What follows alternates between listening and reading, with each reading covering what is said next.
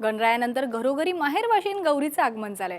आज गौरी पूजन करून गौरीला गोड तिखट नैवेद्य दाखवला जातो। वरळीतल्या पाटील कुटुंबियांकडे गौरीला मांसाहारी मद्याचा नैवेद्य दाखवण्याची परंपरा आहे। तसंच गौरीसोबत तिला न्यायाला दिलेला तिचा दीर मुल्लारी याचंही पूजन होतं। कसा आहे हा गौरीचा थाट याचा आढावा घेतला आमची प्रतिनिधी कपालिनी सिनकरीनं।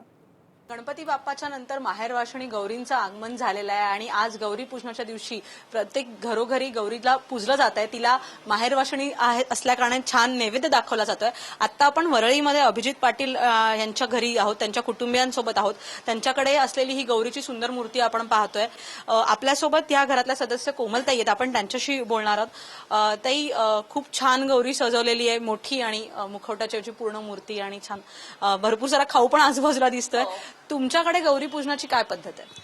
आमच्याकडे गौरी पूजन म्हणजे आम्ही पहिले मस्त तेरडे हवेतच, बाकी तुम्ही काही नाही केलं तरी तेरडे घेऊनच गौरी आणायच्या असतात।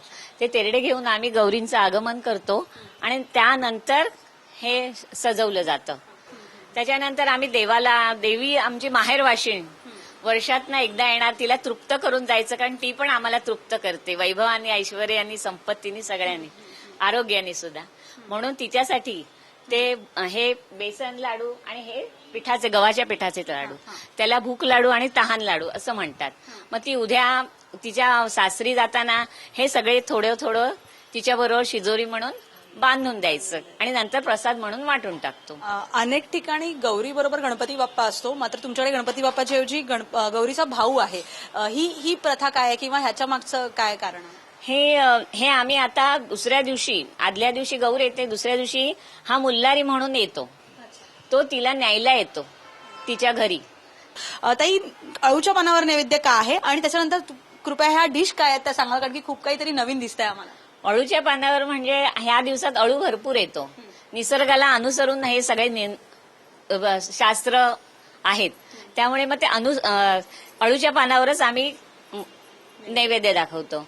आणि आमच्याकडे प्रथम मी सांगते, आमच्याकडे देवीला दारू दाखवली जाते, कारण ती भवानी असते, पार्वती, सगळेच अवतार आहेत गौरी म्हणजे। तर ती नॉनव्हेजच्या दिवशी आम्ही ते नॉनव्हेज दाखवतो आणि ती असतेच। आणि वडे, पुऱ्या, पापड, अळूवडी, कानवले, काही फिशची एक पीस, मटण आणि एक गाठ्या म्हणून अळूचाच प्रकार आहे आमच्याकडे, तो हा दाखवला जातो। पारंपरिक पद्धतीने तेरड्याची पानं असतील, त्याच्यानंतर सजवलेली गौरी, सागर संगीत, सगळा नैवेद्य, तिखट नैवेद्य आणि सोबतच तिचा दीर, असा सगळा गौरीचा थाट वरळीमध्ये पाटील कुटुंबियांच्या घरी आहे आणि उद्या या माहेरवाशीला निरोप देण्यात येईल। कॅमेरामन राकेश नेरुरकर सह कपालिनी सिनकर, साम टीव्ही।